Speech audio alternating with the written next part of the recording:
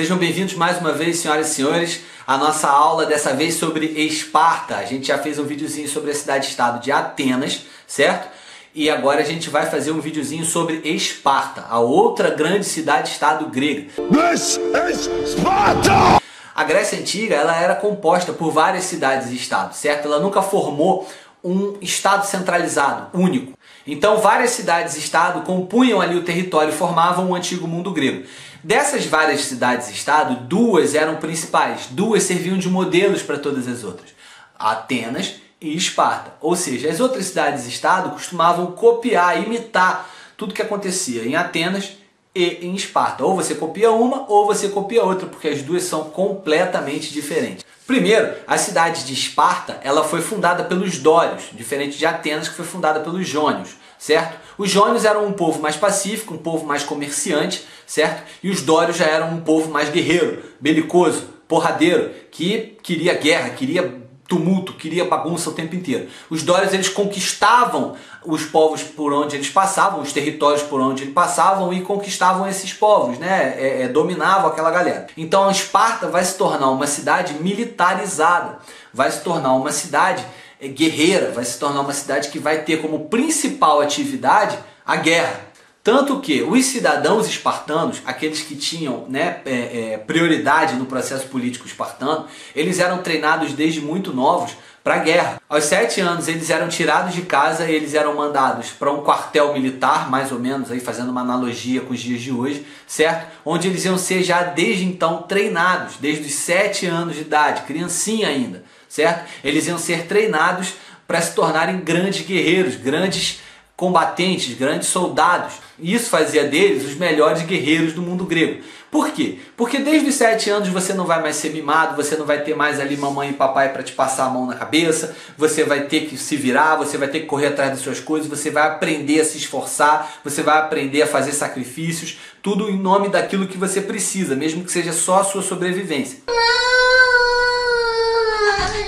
As crianças que nasciam em Esparta, se tivessem um defeito físico qualquer, um dedinho faltando, ou sei lá, qualquer diferença da normalidade, essas crianças elas eram descartadas, elas eram mortas.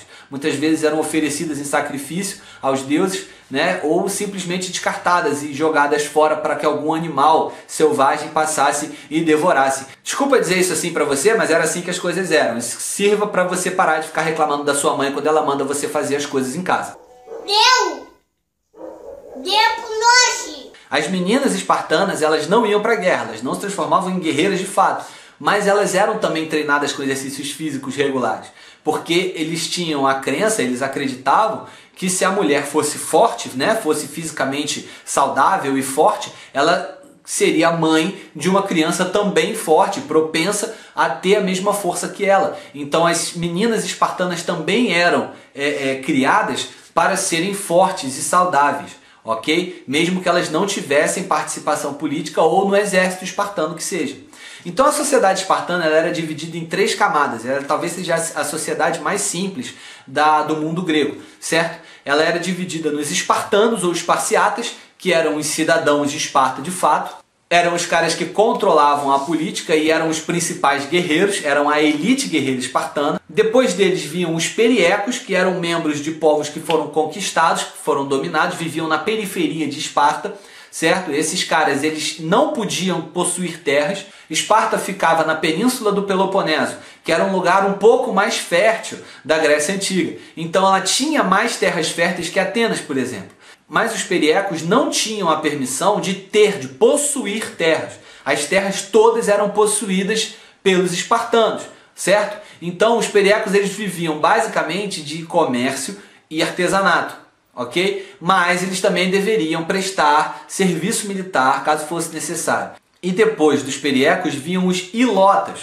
Os ilotas eram uma espécie de escravo público. Eles não eram livres, eles não eram donos dos seus próprios narizes, eles pertenciam ao Estado. O escravo normal, ele pertence a alguém. Uma pessoa que é escrava, ela é um bem, ela é uma propriedade de uma outra pessoa. O ilota, em Esparta Antiga, ele não pertencia a ninguém específico, ele pertencia ao Estado, à cidade-estado espartana. Então o que isso acarreta para ele? Ele vai ser obrigado a fazer aquilo que o governo da cidade mandar ele fazer. se o governo da cidade mandar ele ir trabalhar nas terras de um determinado cidadão, ele é obrigado a ir e ele vai trabalhar lá como escravo, como se ele fosse um escravo daquele cara. Assim como a sociedade espartana era mais simples, a vida política em Esparta também era.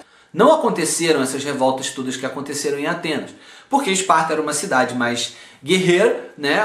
A elite da cidade era a grande força militar da cidade, então qualquer um que tentasse se revoltar contra ela, dá para entender, dá para tentar imaginar o que acontecia com esses caras.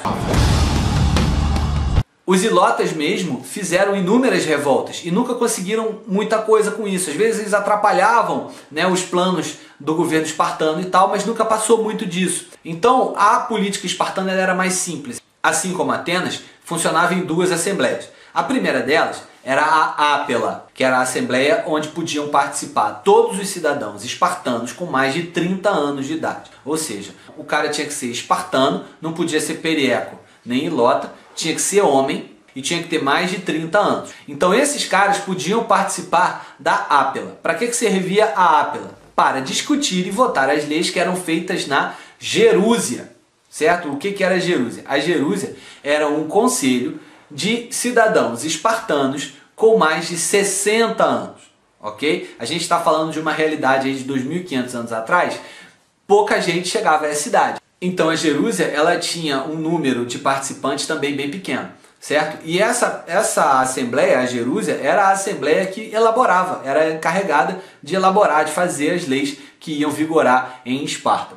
Além dessas duas assembleias, tinha ainda o Conselho dos Éforos, certo? Que eram 5 pessoas que eram eleitas, né? Eles tinham mandatos, eles ficavam por um determinado tempo, fiscalizando o processo político em Esparta e organizando principalmente as assembleias. Tá? E eles fiscalizavam também os 2 reis que tinham em Esparta. Sim, Esparta era uma diarquia, ou seja, era o governo de 2 pessoas que tinham o poder executivo. Eram 2 sujeitos que também eram escolhidos, eles não eram uma dinastia que quando morre o rei vai herdar o filho e o filho vai virar rei, o príncipe não tinha isso. Ok? Eles eram também escolhidos pelas assembleias. Então, assim como a sociedade espartana é mais simples, a política também é. Isso fica evidente naquele filme 300.